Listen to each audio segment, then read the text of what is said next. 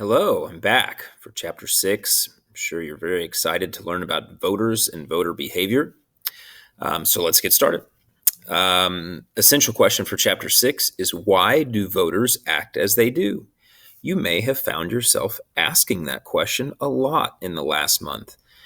Obviously, some people really care a lot about their vote and what their vote means and who they are voting for and why they are voting for that person or that idea or topic.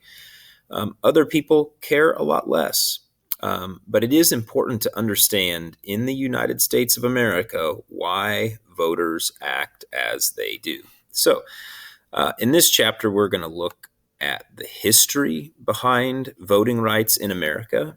We're going to look at who typically votes for what parties. We're going to look at different efforts that have been made to stop certain people from voting. It's going to be a lot of fun. So, expanding the right to vote. This is some American history information here and stuff that you've probably already learned, but I'm guessing you have either forgotten or maybe you weren't paying that close of attention the first time you learned it. But if you go back to the beginning of the United States of America, we declared our independence in 1776, and the new Constitution was ratified in 1787, 1788. And so we're talking about back when the Constitution was ratified. There were several states who had property qualifications for voting. In other words, you couldn't vote if you didn't own at least a small amount of property. And they also had religious qualifications. If you weren't a member of a certain religious group, particularly the Church of England, in some areas, you were not allowed to vote. There was discrimination against Catholics as well. But that particular part of American history didn't last long. And in the early 1800s, you start to see states getting rid of the religious and property qualifications. And so you're moving toward an era of what they called universal white male suffrage. In other words, all white men of age were able to vote.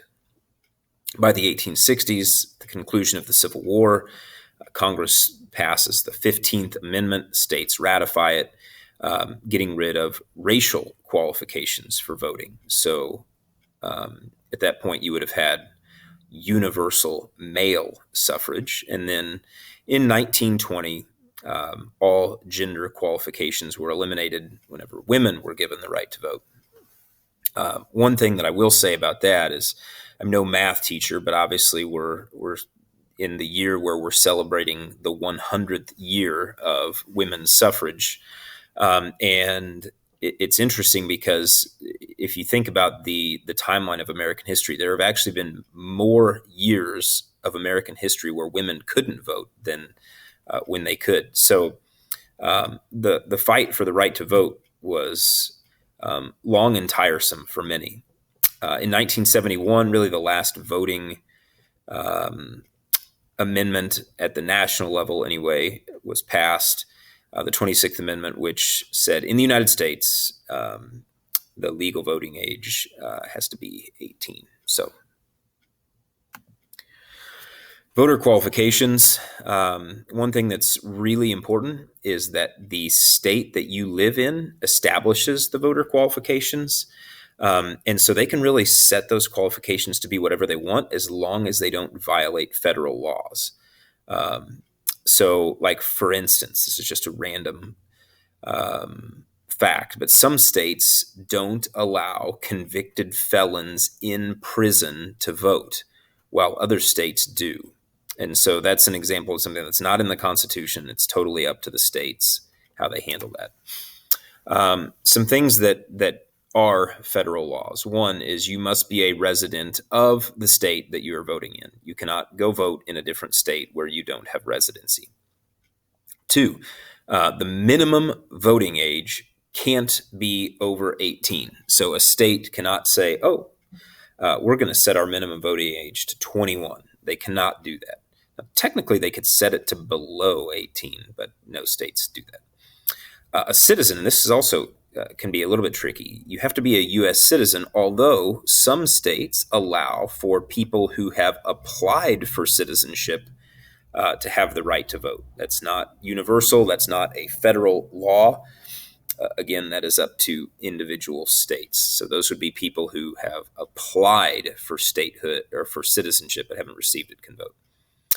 On the right-hand side of the graphic there, the following tactics have been used to limit voting, but these are no longer legal.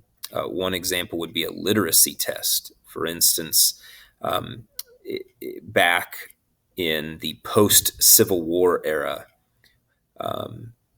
Southern states were known for requiring voters to pass a literacy test. If you know anything about slave codes and slave laws, slaves were not legally allowed to learn to read or write.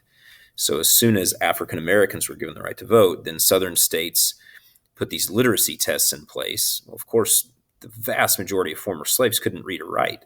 And so this was one way that they prevented former slaves from voting. Poll taxes, which is when you charge people to vote, those are illegal. And grandfather clauses, which requires you to prove that your grandfather voted in order for you to be able to vote. Again, this was a way that Southern states, after the Civil War, prevented African Americans from voting because slaves, former slaves, of course, their grandfathers would have been slaves, so they wouldn't have voted. So this was just a way to limit the voting power of certain groups of people, namely African Americans after the Civil War. But all of those tactics are no longer legal. Kind of along the same lines of African Americans gaining the right to vote and then actually receiving that right. The 15th Amendment was passed way back in, 1865. The slide says 1965, but it was 1865, typo. But even after the 15th Amendment was passed, there were a lot of different efforts to limit African Americans' abilities to vote. We talked about, I'm kind of skipping around here, but we talked about literacy tests and grandfather clauses on the last slide. But white primaries were primary elections in states that only white people were allowed to vote. The reason why states were allowed to have white primaries is because the Constitution doesn't say anything about how primary elections are to be held. So states would not allow African Americans to vote in white primaries. Another thing that states did, kind of a funny word, gerrymandering, where they would draw district lines to limit the voice of certain groups.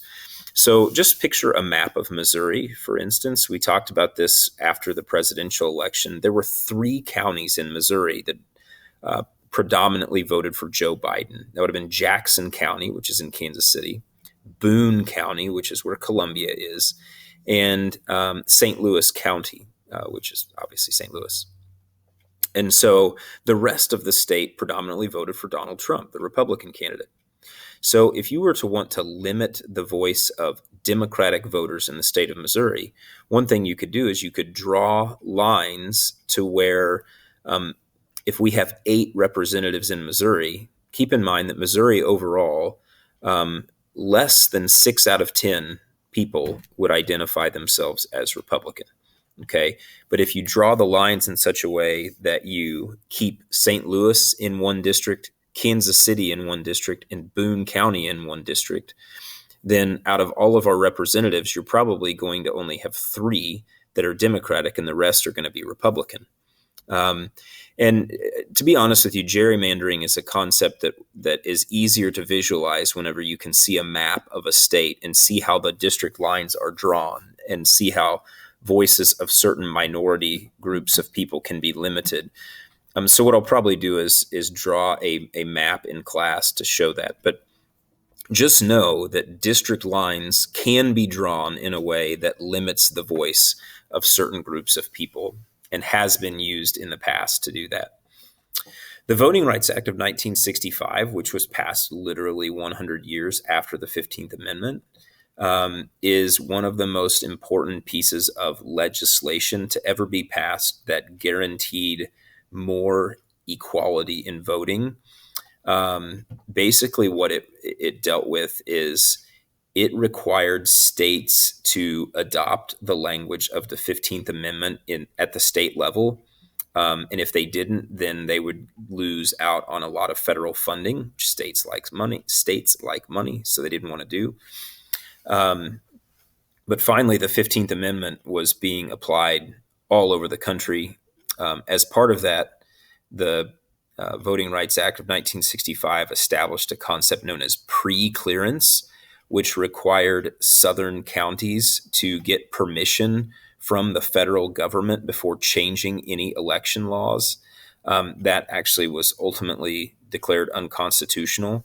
But for many years, I mean, you can see from 1965 to 2013, pre-clearance helped hold Southern counties and states accountable with their election laws.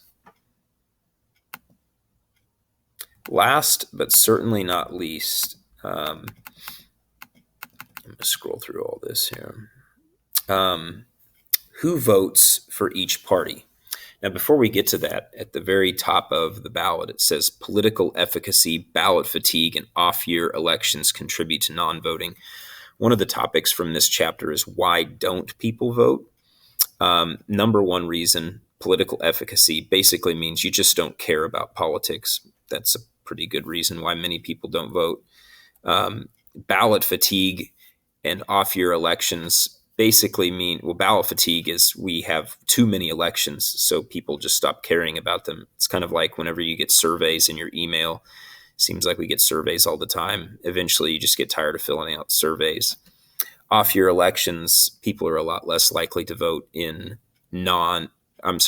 people are a lot less likely to vote in non-presidential elections than they are in major presidential elections. Who votes for each party? Now, this is a pretty important list, and I do have to say this. This does not mean, as you read through, for instance, if you're reading through who votes for the Republican Party, it doesn't mean that whenever it says voters with higher incomes, it doesn't mean that every wealthy person in America votes for the Republican Party. It just means that in general, that is true. Also, older voters, it doesn't mean that no older citizens vote for the Democratic Party. It just means that the majority vote for the Republican Party. Okay, so don't be like, oh, well, I know whatever. My grandpa's been voting Democrat since 1945. Okay, great. So who votes for each party? Republicans, voters with higher incomes, older voters, Protestants, and Protestants would be Christians who are not Catholic. Southerners, which we could go into the history of why the southern states switched voter loyalty to the Republican Party, but that's a conversation for another day. Southerners typically vote Republican, and then suburban voters, small towns, and rural areas. If you look at any state in America, you're going to see that the rural areas typically vote Republican, and the larger cities typically vote Democrat. So it's kind of not surprising. Here's some of the statistics for who votes Democrat. Voters with higher levels of education. Obviously, in cities, you're going to have people with a lot higher education levels than in rural America. Again, that does not mean that there are not smart people living in rural America, speaking in general terms here. Women typically vote Democrat. I haven't seen the breakdown on the 2020 election, what percentage of women voted for the Democratic Party, but women tend to vote Democrat, African Americans by a large margin, Latinos by not quite as large of a margin, Catholics, Jews, West Coast and New Englanders. Again, if you look at a map of the election and the election results, you'll see that the New England states and the West Coast states almost always vote for the Democratic candidate, and then folks who live in cities. So there's kind of a breakdown of voter behavior in America. There are many, many reasons why these different groups of people vote for the parties that they vote for.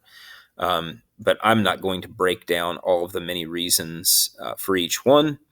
But you do need to be familiar with who typically votes Democrat and who typically votes Republican. That is all for the day. If you have any questions, as always, feel free to email me and I will try to get back to you as soon as possible. Thank you for watching the video and have a great day.